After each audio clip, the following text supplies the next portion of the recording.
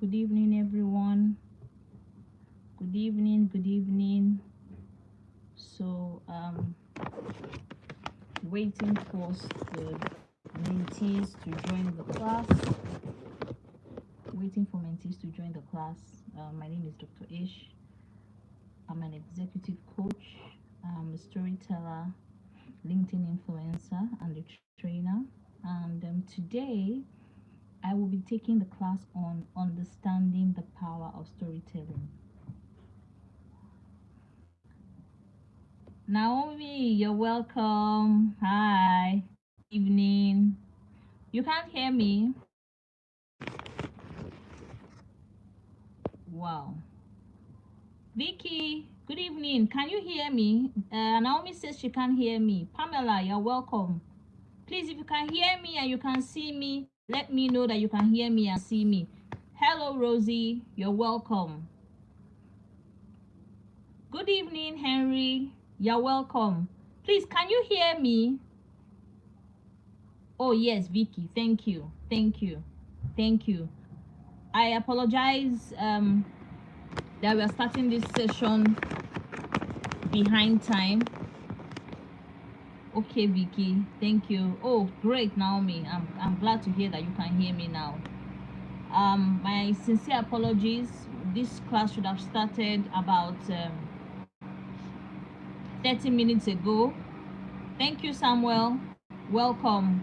This class should have started like 30 minutes ago, but I mean, Nigeria just happens to you. I got stuck in traffic. The Jane was misbehaving. Managed to get it on. I had to sort out my battery seems to be running flat. Then just as I was about to go. Okay, Rosie, as I was about to go live, the gen went off again. Now it's back on. So, but moving on. So we are 6. As is our usual style, guys, give me a thumbs up as you're coming in. Thumbs up. I can see only one thumbs up. And then as you're coming in, your name, your location. I know some of you have said that, but please, you can repeat it so that other people can see it. Thank you, Rosie. Your name and your location so that other people too can familiarize with you. I'm stressed too, but I don't have a choice. I have a commitment to you guys. Thank you, Rosie. I have a commitment to today, and I really want to ensure that you're welcome, Elizabeth from Ibadan. I want to be sure that you guys gain value. Pamela from Nigeria. Okay, what part of Nigeria? So I want to be sure that you guys gain value, and at the end of the day, thank you, Vicky.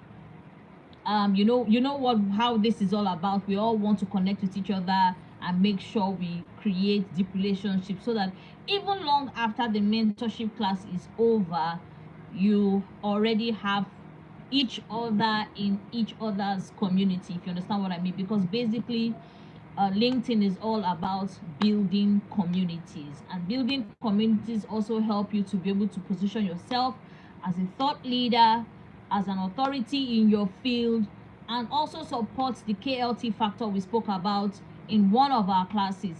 For those that were not here, the KLT factor is when a client, or say a lead, we spoke about the lead, and we talked about the different categories of leads: before prospect and then before client.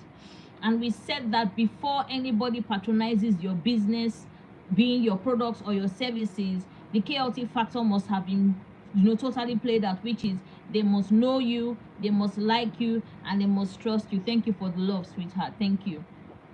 Oh, thank you. Thank you, Bimbo. Thank you very much. Thank you. The heat is so much, and I mean, I got tired of wearing wigs. So till we can sort out, I really don't know what's going on, but the heat, I'm sure you guys, are you guys feeling the heat too from your end? Pamela, is Anambra hot? Bimbo, I'm going to be in Ogun State for a few days from tomorrow. I hope we can hook up for the LinkedIn event. Heat is everywhere, Emmanuel. I think you are right. Not hot. Wow, Anambra is not hot. That's strange because I know Lagos is very hot right now. Ogun State is hot, and a couple of other states. But anyways, the heat is everywhere. I think so, Elizabeth. Ibadan hot small. Emmanuel, are you in Ibadan? Or do you have family there? So yes, I mean we've spoken about so many things. You are welcome once again. This is our third live class. The first live class was on Saturday last week. The second live class was on Monday yesterday. Okay, you school there. Naomi, sorry. Sorry. Second class was yesterday, and today is the third class. Enugu is hot. Wow. Wow. University of Ibadan is school. Okay, really. I'm so sorry. I actually shouldn't be asking this question. I should know that. Wow. Okay. I guess so. The whole southwest is hot, and then part of the east is hot as well. Okay. God will help us. As far right now as we are speaking, the fan, because the gen can't carry the AC, so the fan is facing me direct. If not, you will just see me wiping sweat all over myself time and time again. So I welcome you guys once again. Thank you so much for showing up in today's class. You know how we do it. Interactive session. Any part of what I say that hits somewhere deep that connects with you, please drop it in the comment section. Type it out, and so that in case other people miss it, they can also see it. Jot down your notes, because like we all said yesterday, the human mind, yes, may be like a why you should all document time to implement, right? So reasons why it's very good to always write down what you are learning. In past classes, we briefly spoke about the analytics. We spoke about content writing yesterday. We spoke about briefly. We spoke about outbound strategy. We spoke about your services or your products to ensure wider reach, and how you should classify your leads and your clients. We spoke briefly about profile views, how checking the profile view also lets you to know those that are checking you out and those that will buy from you. We spoke briefly also about not overlooking the silent ones that don't comment or react on your posts, because it's not exactly everybody reacting and commenting on your post that will eventually buy from you, because we all know that majority of us positioned on LinkedIn are there to sell our services and our products, whichever classification you are. And that is the reason why for the past say 3 to 5 days we've been hammering on your headlines, on headlines. Up until today we've been hammering on headlines, because if your headline, then you will have a problem attracting the right target audience. And if your content is not aligned with your headline, that's also going to be a major problem for you, because every time you write, every time you post your content, you will continue facing cricket, continue facing void, and then you will not be able to compete favorably, right? And we talked about defining your unique position, which is part of what we also still speak about today, because it's a topic that never defining your position is very important. And that is why for as long as it takes, we'll keep refining the headlines as much as we can. You can see that I deliberately didn't even go anywhere near the banners, because the banners are just a small part of what people actually see. They may look at it, but people pay more attention to the headline. Remember yesterday when we were talking, we spoke about the profile itself, the entirety of the profile. We talked about your picture. I gave some advices as to the kind of pictures you should not have showing you. You should have professionally taken pictures that represent you. Remember also that I asked each of you to go to Google and search out your names. For those of you that have not searched out your names, maybe today's your first time in the class, please go to Google, type in your name, maybe your first name and your surname, or your first name, middle name and surname, and take a look at what Google actually brings out to you, because that is the starting point of you understanding the level of your brand, the grade of your brand. Remember yesterday, some of you graded yourself 2/10, 4/10, 6/10, even said 10/10, And when we eventually saw the pictures of the Google pages inside the chat group, Faith, you are welcome. Deborah, you are welcome. And then eventually when we saw the pictures, or when I saw the pictures of your positioning on Google, I was like, it's a no. I think the highest score was 6/10, followed by 5/10. No, yes, I saw it was a 9/10, 6 was 3, 2, 1, and some was more like 0, but I didn't want to give them 0 so they don't feel bad, and then they fell into the 1/10 category.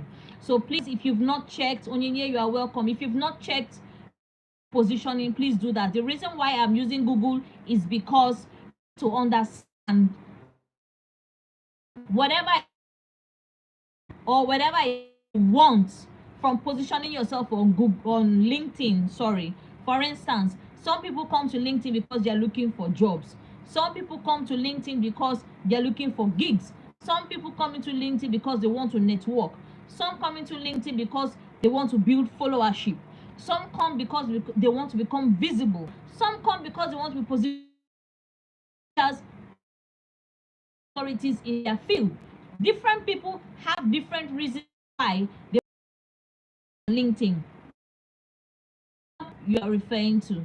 Okay, let me pause a little. Let me be sure everybody's hearing me. Please hear me and you to just type hear you and see you clearly or not clearly, please, so that I'm sure, because someone is saying that the network is bad. So let me be sure that I'm not just talking to myself. Okay, guys, please confirm to me that you can hear me and you can see me. So please type the network is bad. Okay, Elizabeth says she can hear me and see me. Vicky says the network is bad. Faith said not clearly. Taiwo said the network is bad. I am so sorry. I really don't know why it's happening at your end. That may be due to your service provider, but here the network is seems okay.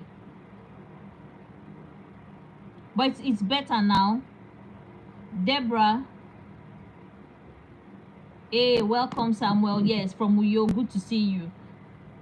It's better now. Okay, I apologize. If that must be our service. It must be our service provider. That must be our service provider. It's not a YouTube thing. Okay, Ndidi, you are welcome. So I was talking about just briefly about what we've like a recap of what we've discussed in the past, those that were here and those that were not here. So like I said during the class, please, I like the sessions to be interactive. Even if I can't hear your voice, even if I can't see your face, or any part of what I say that resonates with you, please drop it in the comment section, you know, just to encourage others. Maybe also so those that are sleeping too, when they see, you know, stuff's being dropped in comment section, they will also participate. But I think most times when you participate by typing in what resonates with you, it keeps you awake and it keeps your memory fresh.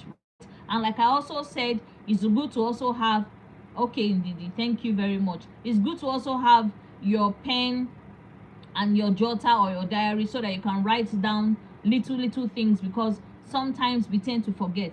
And also, to cap it all, remember that no matter what I'm teaching you, at the end of the day, if you're not implementing anything that you have been taught, then this entire time and data you've spent here is useless. All right, so please, it's very important that these classes, as you are taking down notes or as you are seeing people submit assignments in the group or conversations are going on, please keep track. Some people are not here in the class and they will come into the chat group and they'll be asking questions on things that have already been discussed here, and it's really not nice. So please, as you are here, I commend you. I thank you so much, because I know there are other things you could have been using your time to do, but you're here to gain knowledge and to gain you're here to gain knowledge and to gain value. All right, sorry guys, I need to position this properly so that you can see my face.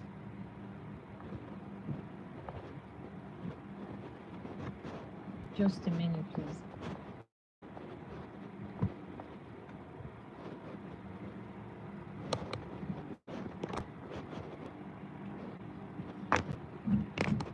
want to be sure.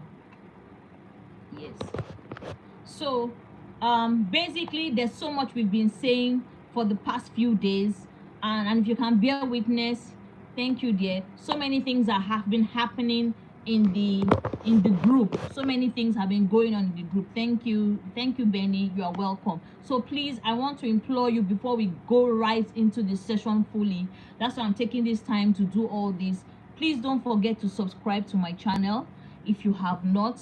Please don't forget to watch 1 or 2 videos, even if you can watch only 1 video a day. There are so many short videos, 15-second videos. Thank you Henry.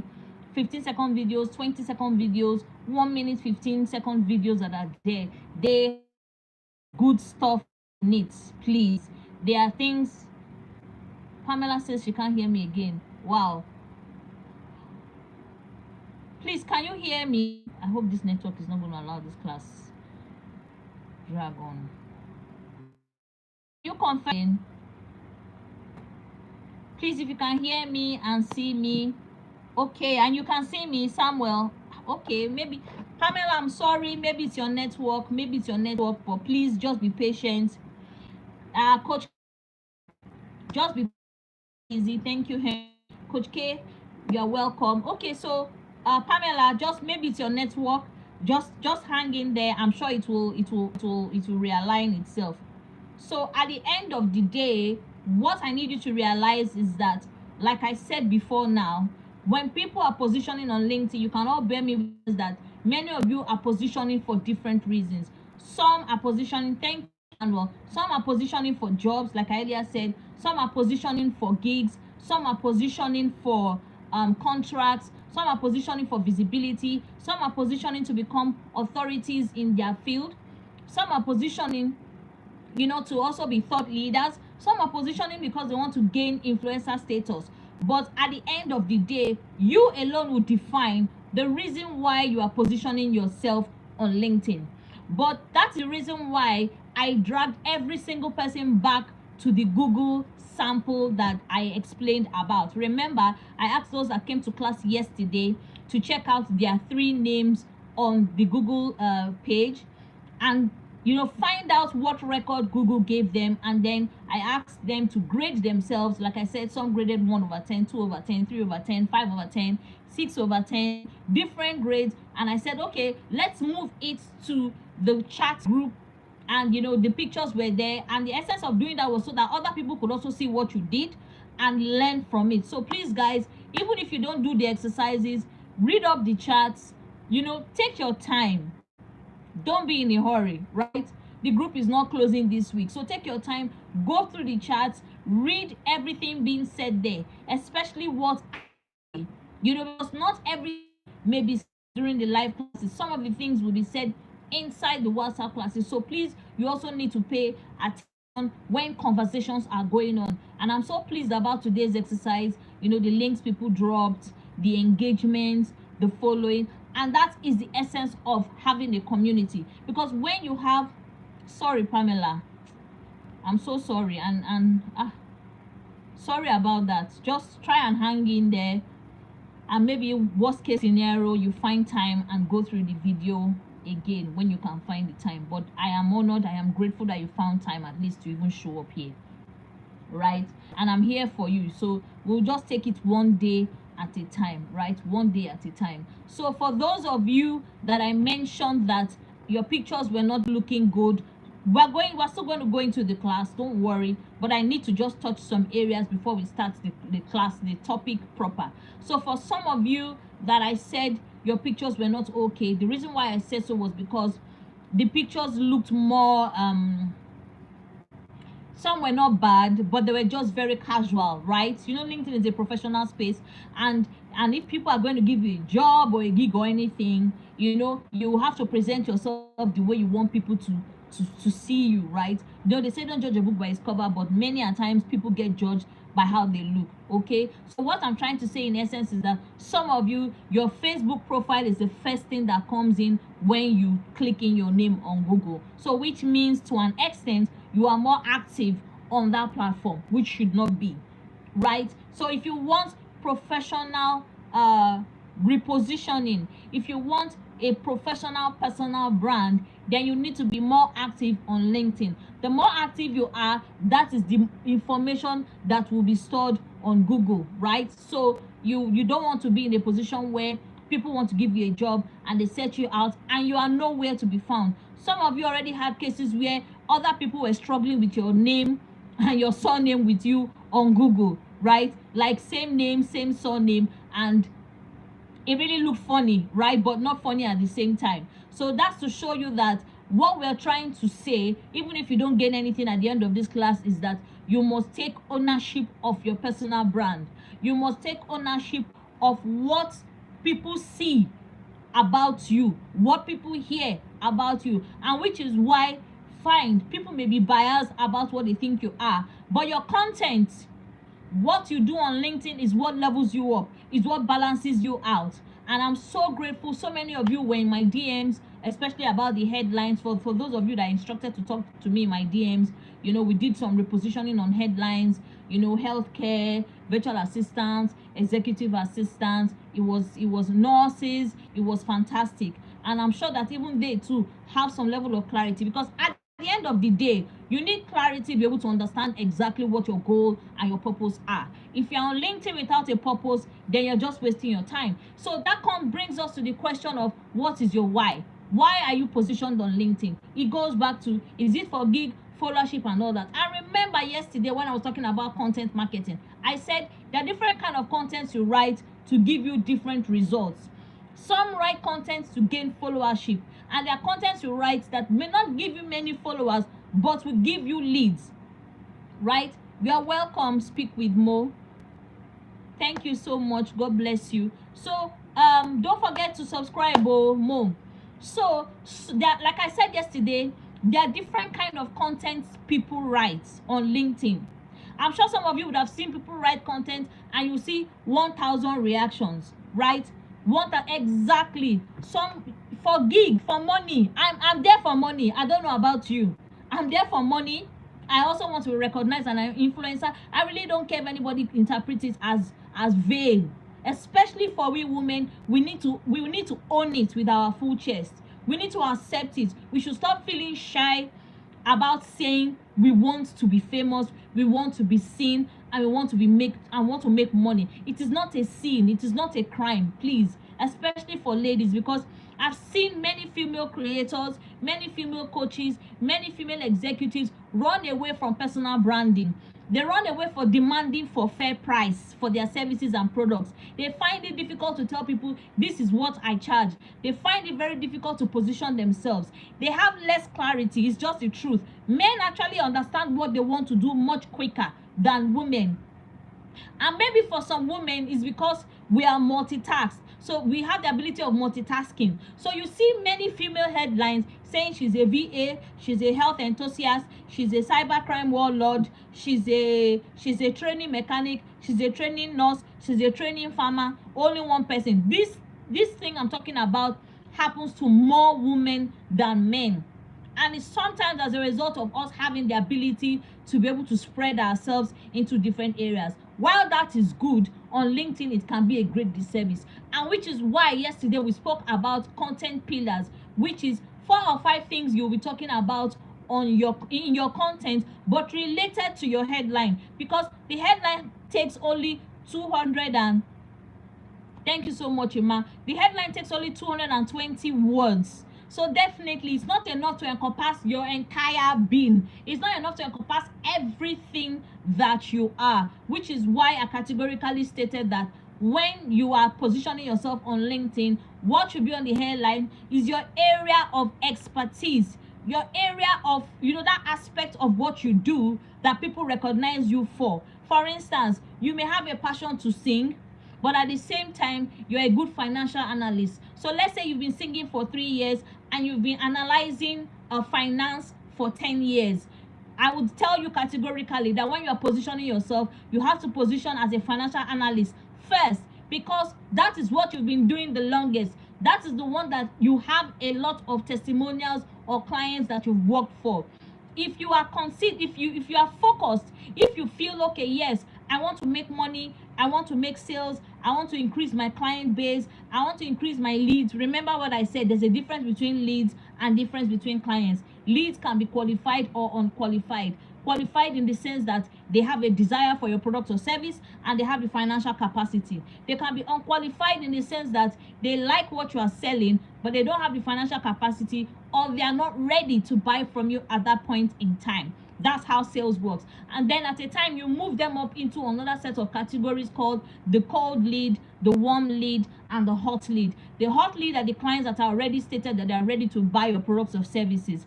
The warm leads are the ones that are still, I need it, I want it, but I'm not sure. Maybe in 2 weeks, maybe in 1 month, maybe soon, maybe next year, like that. The cold leads are the people that have not even given you any green light or any good sign at all, and you're still working on them. However, each of the category of leads, you must do your consistent follow-up for. But this is what I'm talking about, is strictly sales and marketing. It really doesn't have so much to do with positioning, personal branding, or even content creation. But the reason why I'm talking about this is that there are 2 ways of getting clients for yourself. I know majority of you, what you really need is you want clients, right? It's clients in the sense that it's either you want clients that will buy into your services, your products, or you want human resource practitioners or companies to notice you and offer you jobs. At the end of the day, we're all seeking for revenue. But you must ask yourself, what is your why? What is your purpose? Which problem can you solve? And how many solutions can you provide for that problem? If you cannot answer these questions, you are going to have a very serious problem with identifying your niche. See, this niche of a thing, you may not need to exactly niche down 100%, right? But it is an evil that will still come and meet you where you are, so to speak. In the sense that if you don't niche now, you will still need to niche down either a year from now, 2 years from now, 3 years from now. Reason being that problem of finding your unique selling proposition will still force you to niche you. So for those that don't understand, don't worry, in time you will get what I mean, right? At the end of the day, you will still need to niche down, right? So for me, I am an executive coach, I'm a public speaking coach, I am a sales coach, I am a content writing coach, I'm a storytelling coach, right? I'm a personal branding coach. I hope you are seeing how many I'm counting now. I'm a human resource practitioner. I'm also an educationist. I can also coach. I'm TRCN certified. So you see, that's 8. I'm also a PhD holder doing my second PhD. I have 3 doctorates. One of them is honorary. I'm on my second PhD. So you can imagine being spread in almost 10 different fields. Now that, to some people, may even make some people just go kaboom and cause a total confusion, because they will not even know which skill to pick. I also sing very well. At the time, I used to write lyrics for people and I used to voice train people. But it's not, see, you have to identify your passion and your calling. They are 2 different things, right? The reason why I'm taking time to explain all this is so that you have some level of clarity. If clarity doesn't come, every knowledge you've acquired will just be a waste at the end of the day. Now, passion that cannot be monetized is a hobby. Please, I don't know if you can get it. Guys, are you still with me? Please, if you are with me, please type, I can see you and I can hear you.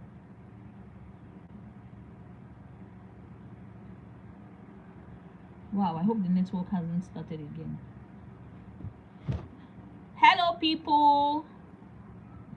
Oh, yeah, Taiwo. Good. Yes, happy to see that. Excellent, Coach K. Passion that cannot be monetized, Onyi, thank you, is just a hobby, right? I hope you got that. Passion that cannot be monetized is just a hobby. Your passion needs to be able to be monetized, and that is why, thank you, Wordsmith, and that is the reason why when we were delving into the headline, I was so thank you so much, Speak with Mo. I was so particular about who are your target audience. Now, when you are talking about target audience, please, I need you to also understand the best kind of pain points to solve are pain points that you also have gone through. That is where storytelling comes in. It will be very difficult to interpret those pain points if you have not experienced them. I give an example. Let's say you've been restricted on LinkedIn before. or you have a couple of friends, close, like real close friends that have been restricted on LinkedIn, and they were lamenting to you, explaining their feelings to you, because storytelling is all about feelings, it's all about connection, it's all about human connection. If you miss out on the human connection, all you have left is just words that have no meaning or don't resonate to the people you are speaking to. So for instance, if you say you're a weight loss coach, have you ever in your life at any point in time battled with weight loss? Or have you ever at any time in your life battled with health issues that forced you to get into some? For instance, at a time in my life too, I was a health and wellness coach. Thank you, Shay. Thank you very much. At a time in my life, I was a health and wellness coach. Now, the reason being that I was suffering from, well, I don't know if suffering is the right word, but I had an issue with my insulin resistance, which materialized into PCOS. Of course, at the time when I was younger, they were calling it hormonal imbalance, hormonal imbalance, hormonal imbalance. Until I found out later that if it wasn't taken care of, I was going to somehow move into step 2 diabetes or something like that. So I needed to take care of that insulin. Now, it forced me to start doing traditional research apart from the normal pharmaceutical drugs, right? Now, apart from that, I had family members who had ulcer, who had high blood pressure, who had high cholesterol, one ailment or the other, including obesity. So on studying all these genetic issues going on in my family line, I think fibroid was one of them. I was forced to start doing research into, originally I was a science student anyway, but a science student turned banker, right? Because I love money too much. So I started doing research into health and wellness. I started getting certifications as well, though I don't use those certifications to do anything now. Anyways, I've just left them as hobbies, right? So I just consult for people for free and move on, right? So I started researching into all those things and started gaining experience, started gaining mastery in those things. So if you ask me now to reposition as a health and wellness coach, it will be easy for me to position as a health and wellness coach because I have been there. I have experienced the pain of excessive weight gain, unexplainable weight gain. I have experienced the pain of having certain ailments that don't seem to have, they just tell you it is what it is. There's no cure. You just have to deal with it, right? So I was forced to start doing research. So if I'm going to start telling you stories on LinkedIn, if I was to position myself as a health and wellness coach, it would be easy for me to tell those stories because I have been in those shoes before. I have felt those pain before. So when I am speaking to people, when I'm telling people stories, I can explain to them how I felt during that moment. And then when people are reading my content, they'll say, wow, she understands me. She gets me. Wow, she feels my pain. Exactly. This PCOS she said she went through, I went through it too. Yeah, so maybe I should speak to her and she can tell me what to do about my health and all that, right? So that's just one example. However, currently I'm positioned as an executive coach, helping female leaders, CEOs, executives, and founders to gain global visibility. Of course, using public speaking, storytelling, personal branding, and strategic sales to help them get to that level. Reason being that I once had issues with my personal brand, but I've come out of that. I'm sure some of you saw it yesterday when we were doing a Google search on my name. Reason also being I had a problem effectively communicating with people. At a time when I started sales, I wasn't closing deals, I wasn't making sales. I had clients, I was communicating, but they weren't understanding me until I started applying storytelling, right? So that is why I can teach it, because I have gone through that pain of not knowing what it was. Then come to public speaking. I used to suffer from stage fright. You'd put me in the midst of people and I would automatically lose my voice. So what I'm trying to tell you is that you need to go back to your branding to find out what is your why, what is your purpose, what is the pain point that you feel you can solve. You have to be able to say, this is my target audience. CEOs are my target audience. Founders are my target audience. Business owners are my target audience. Fat people are my target audience. Skinny people are my target audience. And then the next thing you write is, what is the pain point of an obese person? What are the problems they face? Right? So what is the pain point of CEOs if you're a virtual assistant? What do you know is the pain point of a CEO? I'm not saying that you will not have an idea, but I'm saying that you have to go back to the drawing board, just as Emmanuel said, and write down what the pain points are. With the pain points, you will now be able to draw up stories that you are going to start telling, which brings us to, for every content you write, story you write, there's what they call the hook, the rehook, the body, the CTA, and the PS. I go again. The hook, the rehook, the body, the CTA, and the PS. The hook is the first 20 to 24 words. I know I've mentioned this at some time. 20 to 24 words that you use to grab the attention of your audience. We all know that people have very small attention spans on every social media platform. It's not just LinkedIn, both TikTok, Instagram, Facebook, everywhere. And we are all fighting for the attention of the same amount of people. I'm fighting for the attention, you are fighting for the attention. And the first thing that will grab their attention is the hook, which is the first 20 to 24 words maximum. I always advise don't exceed 24 words when you're writing your content for your hook. If it's too much, it confuses them and your audience don't want to have, they're not patient enough to read. Right? I'll give an example. So my content today, for those of you that read it, I said, I'm trying to remember, how did I put it? Okay, yes, I said, thank you, Coach K, that yesterday I woke up with so much fear because I tried to, I can't remember the exact words, but I'm just giving an idea. I tried to log into my LinkedIn for 35 good minutes and I didn't have access to log into it, right? So what I did was I used the emotion of fear to get the attention of people.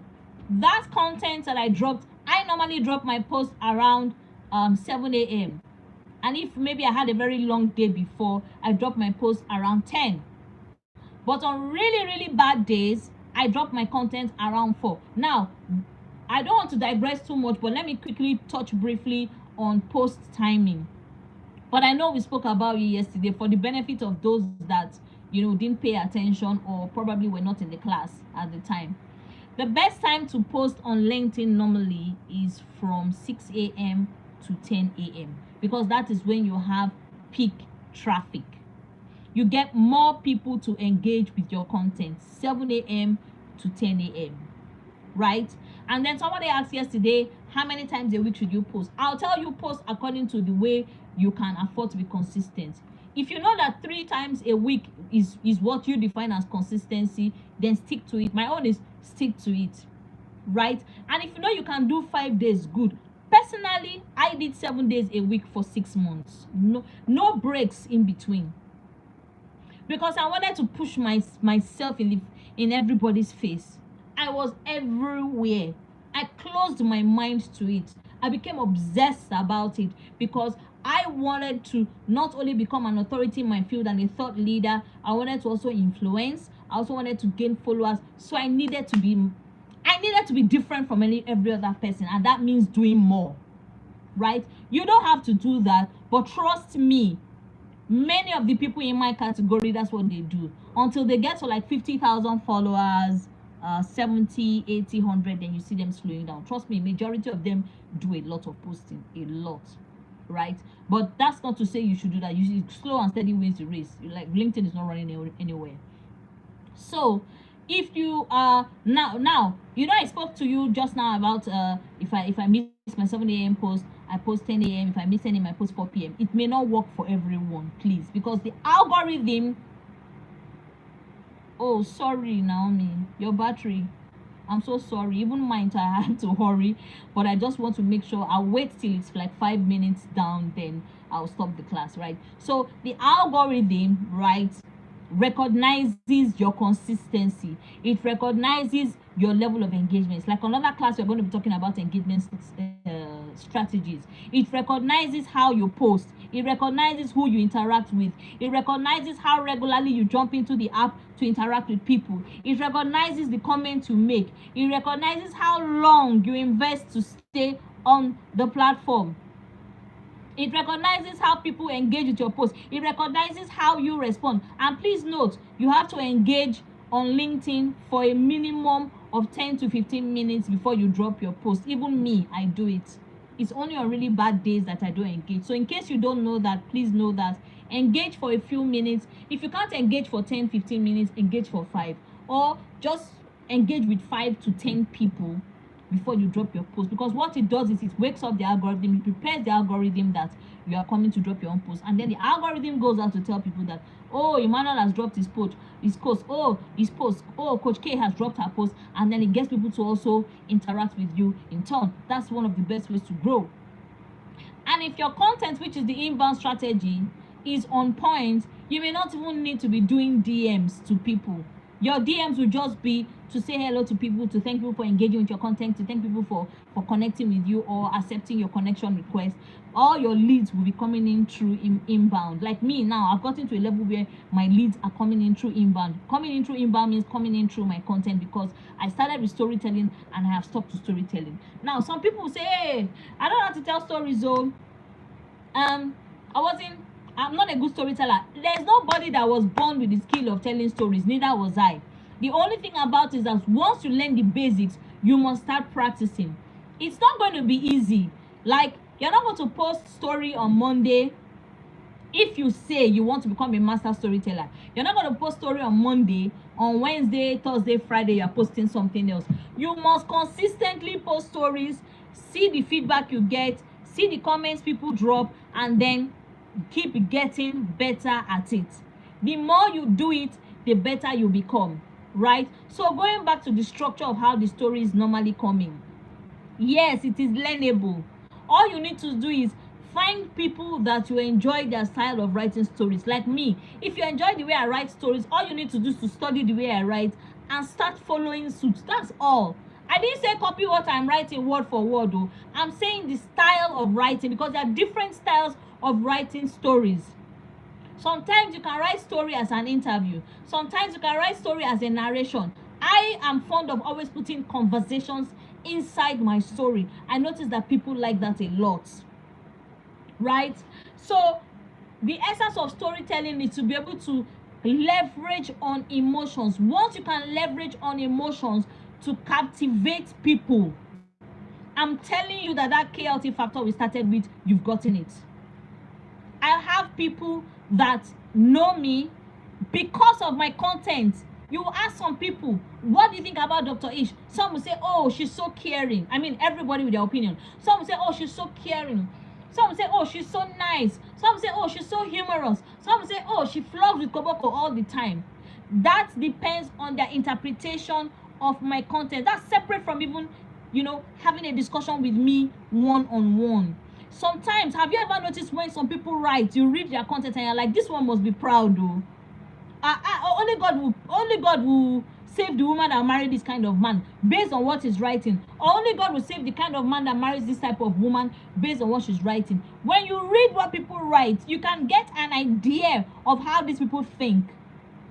You can get an idea of the lifestyle of these people. Thank you, my darling. So at the end of the day, storytelling tells people who you are. That is why it attracts more people. See, storytelling, the emotions that work the best in storytelling is fear, sadness, of course related to loss also, but fear, sadness works a lot. Humor, thank you, Lisbeth. Humor, comedy works a lot for storytelling. Then there's the educative part, there's the informative part, but the emotions that work are either happiness or sadness, one of the two. And happiness can be broken down to humor. It can be broken down to some other type of narratives. Yes, please try. It's not easy, but to try. Now, going back to the hook, rehook, body, CTA, and PS. Your hook, please don't ever do anything like, so once upon a time. When I see people do that, I don't even know if it's to beat them up, stretch my hand inside LinkedIn and start beating them. Don't do once upon a time. You don't need to do that. All you need to do is to go straight into the story. And like I said, your hook, after your hook, what follows it is called your rehook. Now, your hook and rehook must start with statement of problem. Thank you, Emmanuel. Statement of problem means start with the pain point. When I made my story today, I spoke about the fear of getting restricted and locked, the fear I experienced on getting restricted from LinkedIn. And people resonated with that fear. Within 2 hours, the post already got over 200 reactions. Emotional stories work. Now, there's what they call professional stories and personal stories. So some people get it wrong when they want to share stories. They start talking about Bible stories on Sunday. Yes, I always do Sunday school Bible stories on Sundays. Now, some people think that storytelling is about sharing my father beat me up yesterday, or I was molested by 10 men last year. Stay away from pity stories. Pity stories only gives you what? Pity. It does not convert to leads. It does not convert to sales. Stay away from pity. So when we say emotional stories, I mean factual things, pain points that your audience are experiencing. It's not about you. Please, when you're writing your content, when you're writing your story, if you're telling a story about yourself, like I always say, start with I, end with you. Your story should start with, I remember one day when I said I fell down from the stairs. Now, at the end of the story, you are going to connect it back to others and say, for instance, if you were to fall down the stairs, I'm just giving an example, I'm not praying for anyone to fall down the stairs. If you were to fall down the stairs, these are the things, like if you're a medical practitioner now, let me imagine I'm a medical practitioner and I'm trying to talk about first aid, and I say, oh, I remember when I fell down the stairs and I sprained my ankle and I was in tears, I was confused. In fact, I felt like fainting. For a good 7 days, I could not walk. Let's imagine that that's my hook and my rehook, right? And people jump in and read. And then before the end of the content, which is part of the body now is the one that's going to explain to your audience, once upon a time is boring. Please don't do that. Or I hear some people say story time. No, that's so 1960. People don't do that anymore. Just go straight to the story. But when you're going straight to the story, start with the problem first. That problem is the emotion, is the fear, is the loss. Whatever emotion is the happiness. Why do you think that every time people say, I am happy to announce, you see 300 reactions, you see 500 reactions, you see 1,700 reactions? Have you ever thought of it? Have you ever thought of it? Whenever you see content posts like, I'm happy to announce, you see everybody congratulating. Or you hear people say, I'm so sad, I got restricted, or I got banned, or I got shadow banned. The community starts automatically rallying around you because of the power of those stories you tell. Now, when you tell somebody, I'm happy to announce I just got a job at social media here, so, what do you think? Please go and check those posts. The next thing the person starts doing is to start sharing how they got the job. They start telling you a story of how they got the job, of how they felt before they had the job, and how they felt after getting the job, right?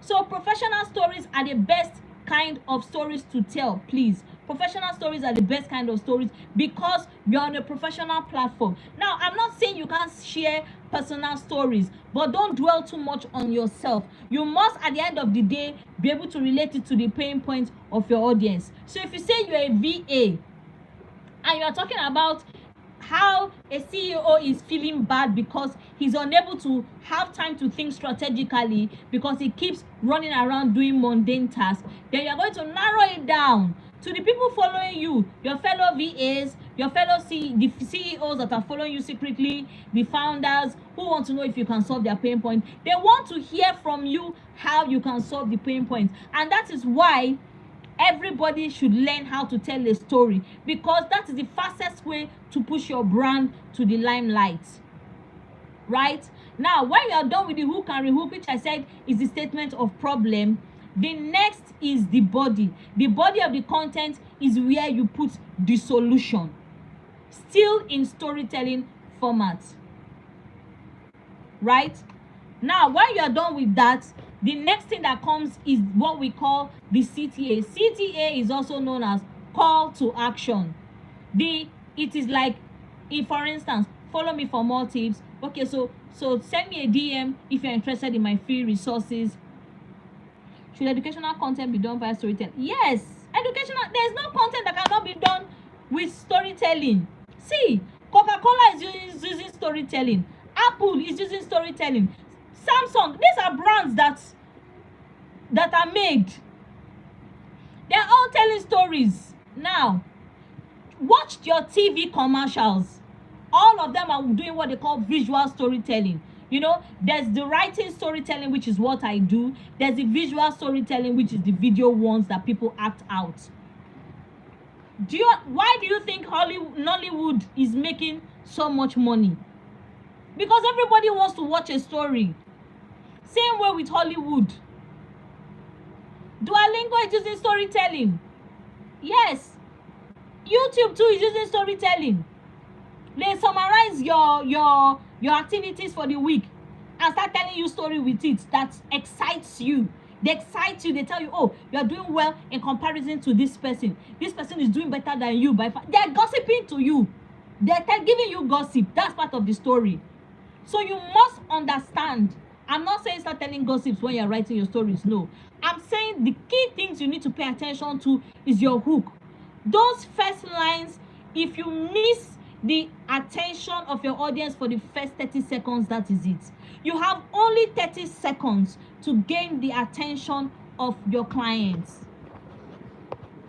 You have only, get it? You have only 30 seconds to gain the attention of your clients. If you don't remember anything else, remember this, which is why your hook and rehook is important. Why is your rehook important? Because many people use what they call clickbaits.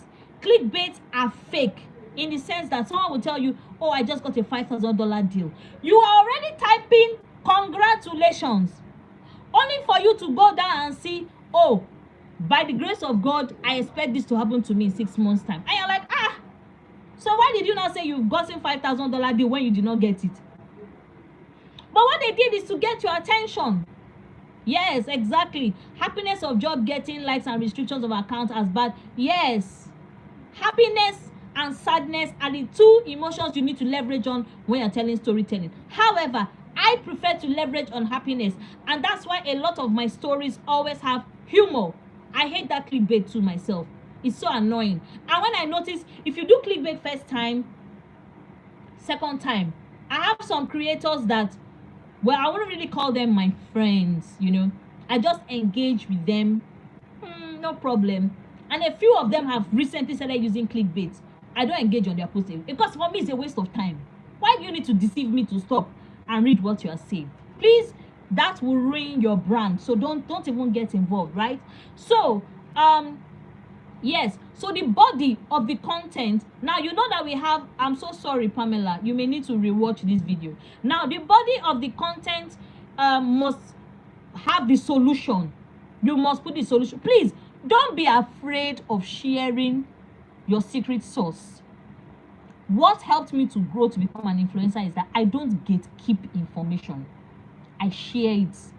I share it in my content. It's just that some people are not patient enough to read. Quite a number of people read my stuff.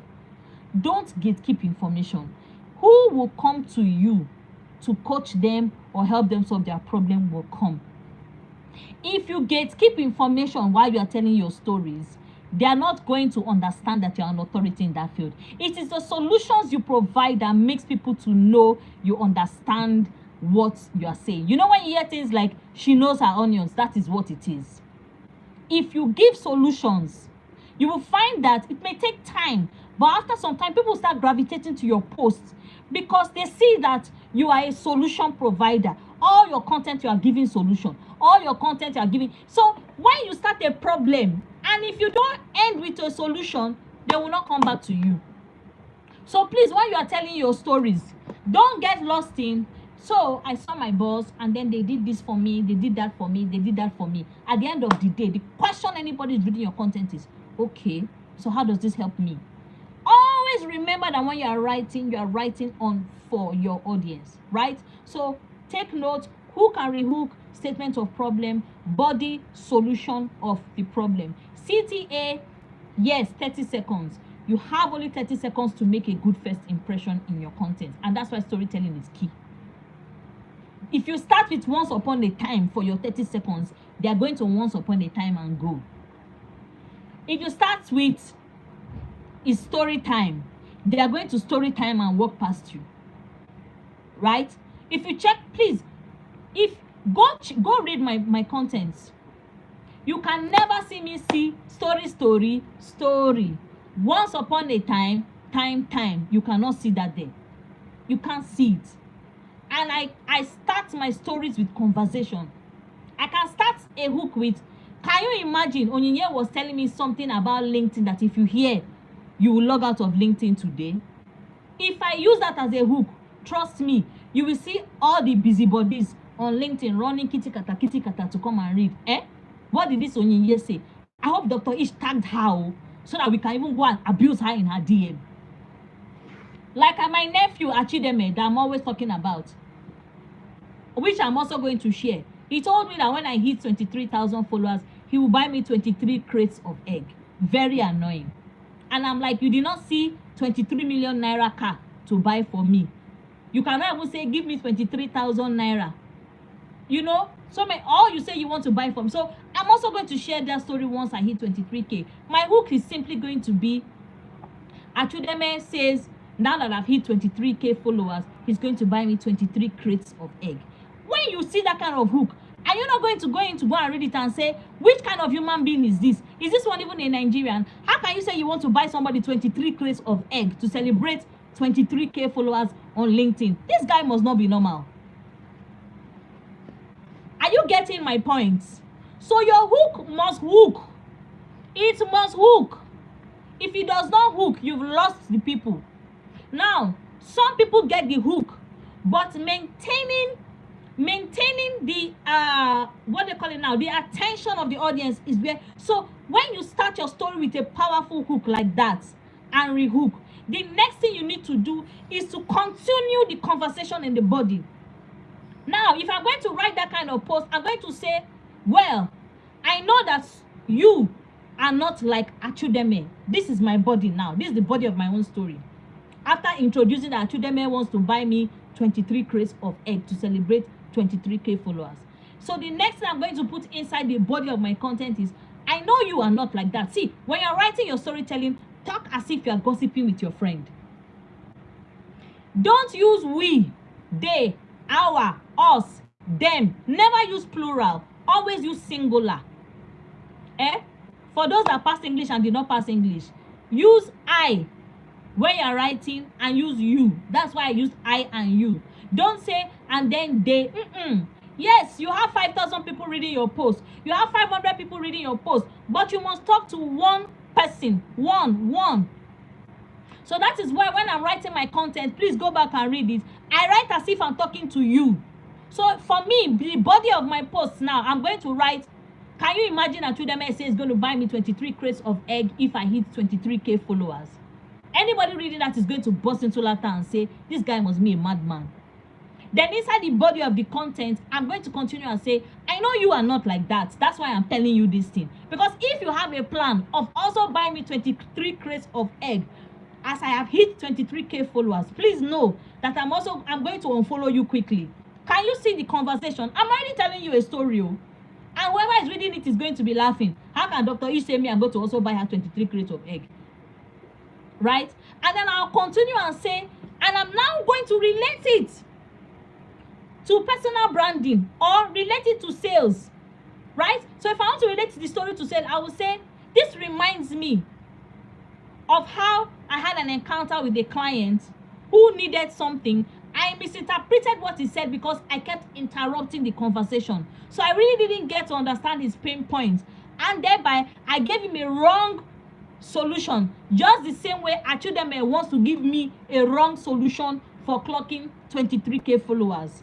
Can you get the gist now?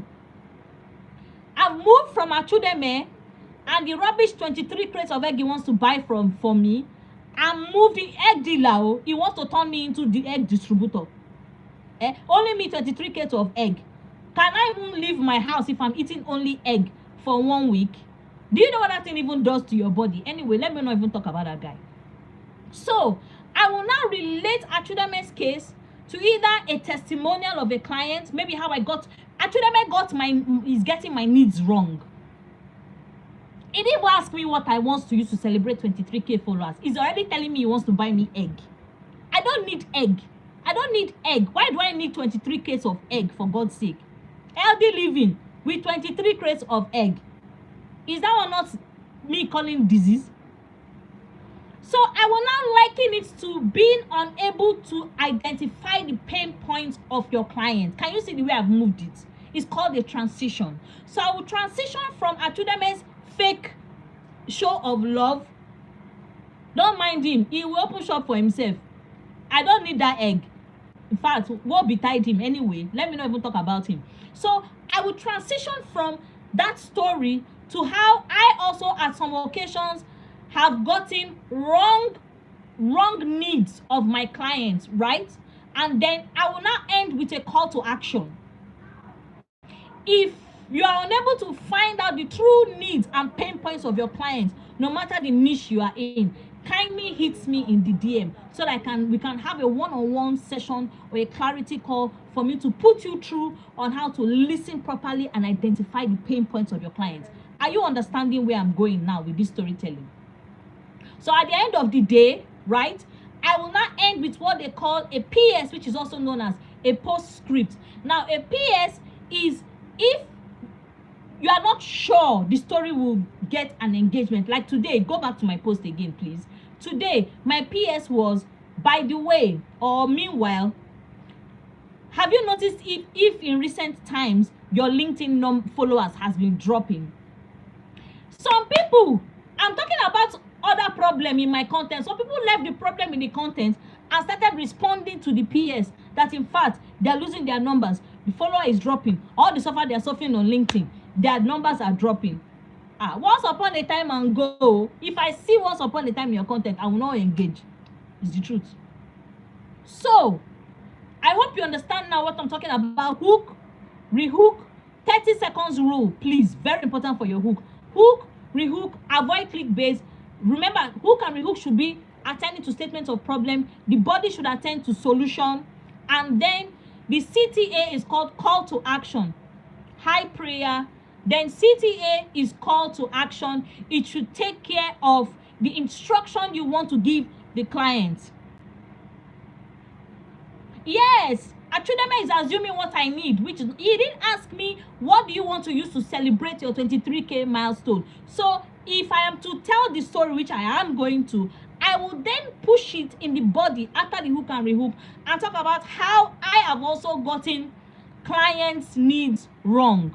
Then I will advise you in the content I'm going to write, please don't be like me. So this is what you need to do to identify your client's pain points. Number 1, do this. Number 2, I'll just share like 3 so that the content will not be too much. Then my CTA will be, if you still don't understand or you need help or clarity in this area, send me a DM or drop something in the comment section. Remember, some of you, I said drop what did I say now? Drop mentor in the comments section. Sorry, I need to plug this. I said drop mentor in the comment section, and a lot of you did that. Now, you obeying that instruction is what we call call to action, right? Is what we call call to action. That call to action, please just a minute so that I can put the light back on.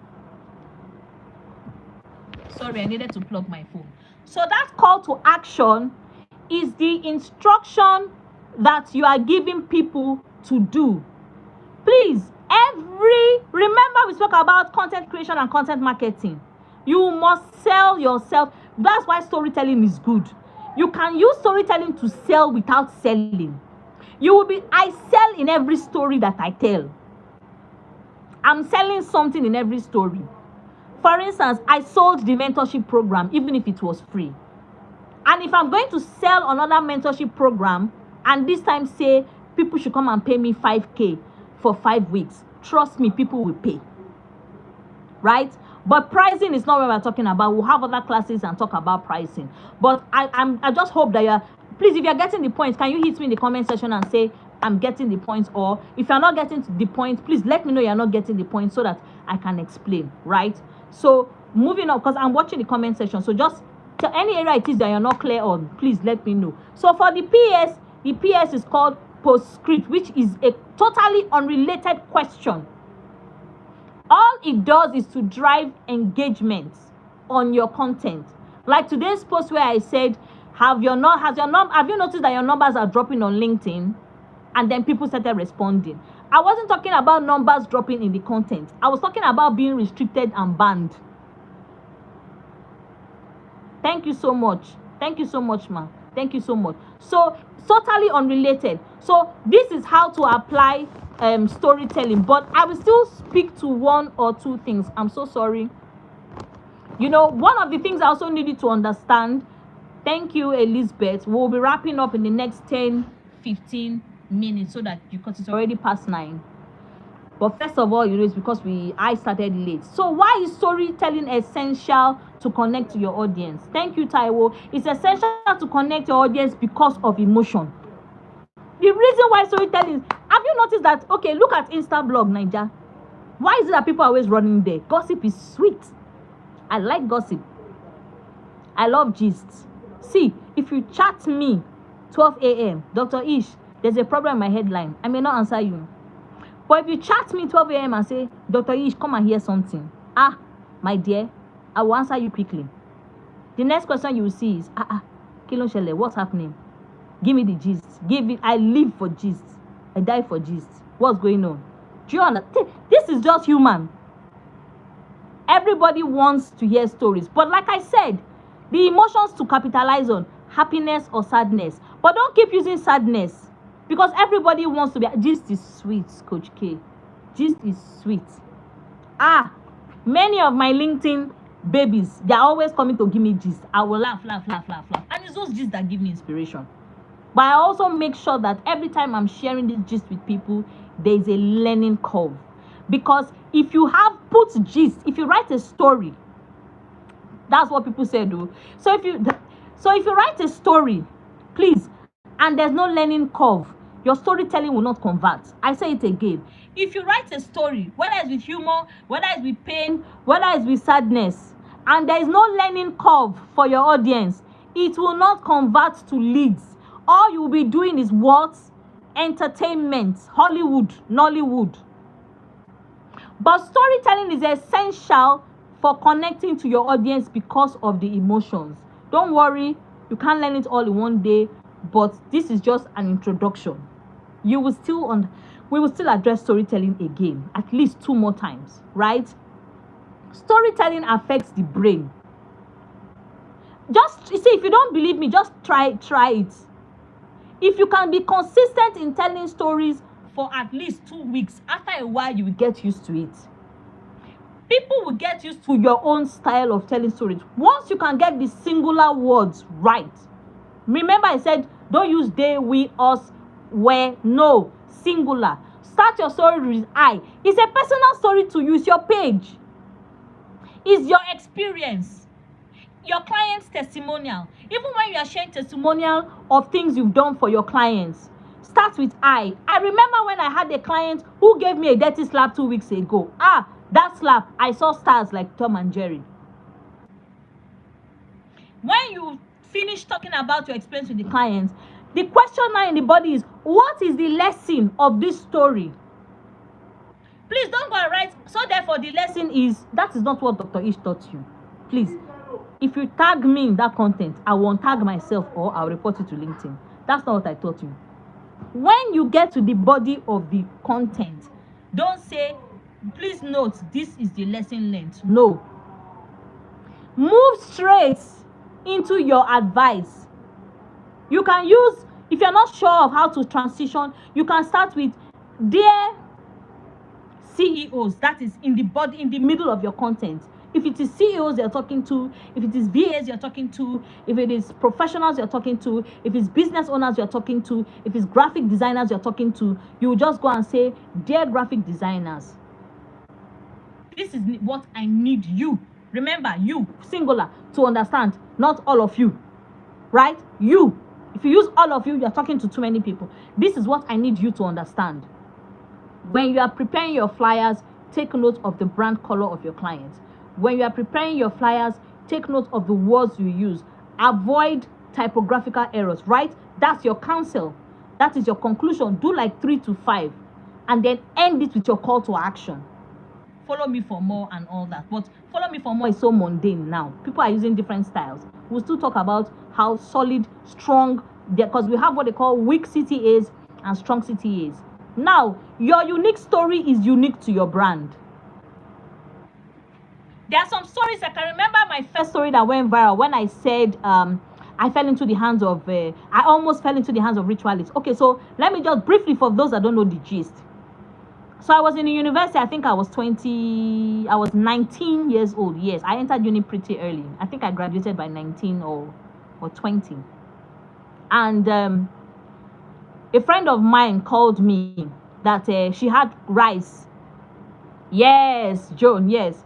She had rice she had cooked, some food she had cooked. And me, I don't know how to say no to food. So she sent me this message around 8:39 in the night. And I schooled in Ogun State University, now known as Olabisi Onabanjo University. At that time, when I was there, I mean, students used to disappear. I beg, I don't know. Me, I'm just saying, you know, they used to say they used to use them for juju. I don't know. I'm just saying my own. Aha, Joe, that was the story in finding me. So I jumped on the bike, greedy me to go and eat food around 8:30 to 9 when human beings are in their house. Because imagine me, Omo Igbo, who cannot really speak Yoruba, right? And I jumped on the bike. I'm telling you a story already. I jumped on the bike and I wrote this story. Please, I don't know if I tagged the story on my feature section before, but I've untagged it. So I jumped on the bike, and in 2 seconds, the bike man starts doing. Initially, I was ignoring him. Like, I bet, what's wrong with this one? So I couldn't bear the hissing anymore. I said, oh God, what is it? Why are you hissing? And I said, that the person carried on the bike before me disappeared. I said, I don't understand. Disappear. He said, I said, wait. You carried somebody on your bike. You were taking her somewhere. You say yes. He said he now looked back. He didn't see her on the bike again. I said, okay, fine. And then, you now carried me? He said yes. I said, I don't understand.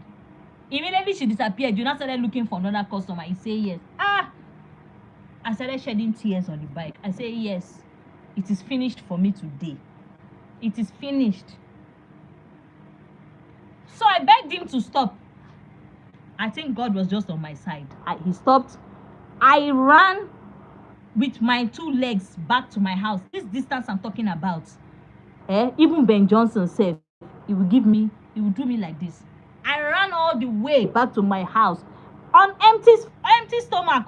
Remember, I was going somewhere to go and eat food. I ran. I kept running, begging God, please, if anybody calls me in the night to come and eat food again, I will not go. Please, I don't want to die. I don't want to disappear. God, please. I don't want to disappear. That I was just crying and running on the road. What will happen to my mother? You know? So not to spend too much time on that. And you know, the reason why the story that was my very first viral story on LinkedIn. And the reason why it went viral was because Nigerians could relate. Who doesn't know about ritualism in Nigeria? Nigerians can relate. Is it that you know somebody that disappeared from ritualists, or you have a gist of somebody? Nigerians can relate. So the story was so relatable, and people started laughing at me. Look at you, foodie. Thank God. And if I'd been abused you for ritual now, you will not be on LinkedIn telling us this story. You know, all manner of comments. But at the end of the story, guess what? I started seeing a lot of comments. You must be a storytelling queen. You are a storytelling queen. People started noticing me. My personal brand started growing from that point. My authority in being called a storyteller started growing from that point. And that's why yesterday I was advising, if you're going to be sharing LinkedIn growth, all of you that you are VA, you are EA, you are web designer, you are UX designer, you are graphic designer, but you are entering LinkedIn growth. You are spoiling your brand. Long Throat Chronicles, yes, so you are spoiling your brand. If you have to do generic content, please, twice a week is okay. If you're posting 3 times a week, 1 day of is okay for generic content. Don't get lost in the crowd, because to be positioned as a thought leader, your stories need to be uniquely your own. You cannot know LinkedIn better than the owner of LinkedIn, because LinkedIn keeps evolving, right? So please, if you are a VA, I'm a VA. The reason why I became a VA is different from your own reason why you became a VA, and that is the reason why our own stories will be different. So you need to leverage on your own story for your brand, right? So develop your storytelling voice and the elements of a compelling story. The elements of the compelling story is that there must always be a villain and there must always be a hero. Take notes. An effective story to make sense. There must always be a villain and there must always be a hero. And who's the hero? Your audience is the hero. Now, a villain in the sense that you have suffered a pain and you eventually... See, any pain you're going to share in a story has to be a pain you've come out of. You cannot be sharing a story that I had so much difficulty 2 weeks ago getting leads. Until now, I'm still having a problem getting leads. So, Ogbani, why are you sharing this story? Please. I had so much problems getting leads.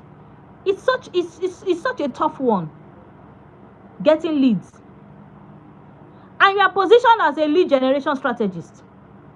And you are telling a story of how you are unable to get leads for a client.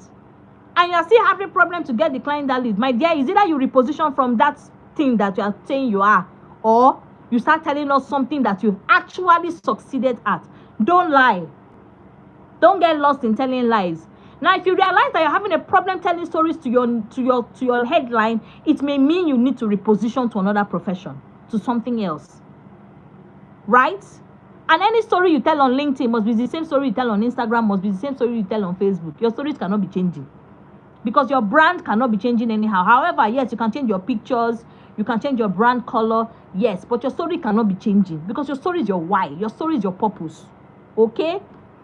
So the tips for creating engaging content, like I said, is, yes, some stories can rubbish a brand. You can't be coming to tell us how your neighbor stole your pants on the wire. What? I don't understand. Why are you telling us that? Why? How does that relate to anything? How? Or they stole your phone yesterday. Okay, so sorry about that. How does that help the pain points of your client? I feel so many people get lost in coming to share personal stories. Some pages, I stopped listening to them because it's only whoa they are sharing. And then so they share only happiness, but fake happiness that is beginning to look like lie. See, that's what they call social proof in storytelling. The reason why I don't do too much of social proof is because sometimes I feel it will oppress and intimidate people. For instance, if I drop an alert that a client paid me 1.5 million, some people are going to start feeling bad. It will make some people log off from LinkedIn. So that's why I'm very careful with the social proof that I put. And I work with some really top people. They don't want their pictures showing. However, once in a while, this is part of the things that position you as a thought leader. When you are sharing story, right? For instance, I was talking about how my mentee was sharing an experience with me, how she almost got scammed.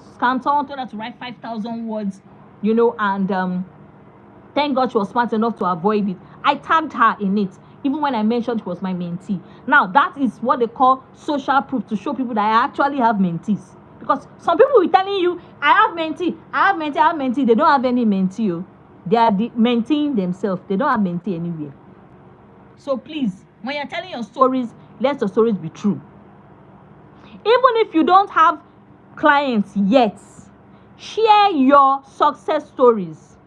Share the things you were able to change in your own life that you're looking for somebody to help to change. For instance, I help CEOs to gain more productivity. Let's imagine you've never worked with any CEO. Start telling stories of how you are able to transition from not being productive to productive. Share stories of how, as a VA, you are able to master time management skills. Share stories of how you are able to manage your calendar, right? Please, those are very, very important things. If you don't have any clients currently to share testimonials about, share your own testimonials, right? Share your own testimonials. Some of you don't have clients yet. You are still waiting for clients. That is fine. It's not a crime. It's not a sin. But you have your own stories to share. That's your brand. It is your stories to share that make people believe in you and now decide to patronize you. And that's why I share a lot of my stories, right? And recently I started tagging people, but I always seek their permission anyways before I tag them.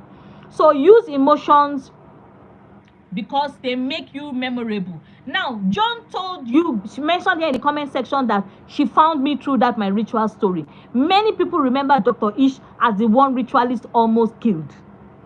They may not even remember my name. They just remember, there's one Dr. Ish that shares story of how they almost use that for money. That is what storytelling does for you. It makes you stick in the memories of people. It makes you stick in their mind. Today, when I shared the story about almost being restricted, people jumped into my DM to say, Mama, don't worry, nobody will restrict you. Hey, if they restrict you, they ban you. LinkedIn, we will burn LinkedIn down. I say, Auntie, where do you want to see LinkedIn to burn? Anyway, that's just for jokes, right? So I hope I was able to convince you and not confuse you beyond a reasonable doubt that you need to start practicing storytelling, right? So yes, no, that's fine. That's fine. I'm releasing everybody now. Thank you so much, guys, for tuning in. Please watch other videos. I use God beg you. If you've not subscribed, subscribe to my channel. Please share my link. Please share my links with people. Let people subscribe to my YouTube channel. Let them watch these live classes. Let them learn. Please, right? Support the movement. Support my business, please. And also learn to sell shamelessly. Don't be ashamed to share yourself, right? So storytelling is key. Storytelling is life. Storytelling is the way forward. Thank you, Abimbola. So I wish you all an excellent night. Let me release you. Thank you so much for staying with us. Thank you so much. And if you have any questions, drop it in the WhatsApp group. And other exercises and assignments will be shared in the group so that we can continue interacting, right? So thank you, guys. I love you all. And please stay safe. Good night.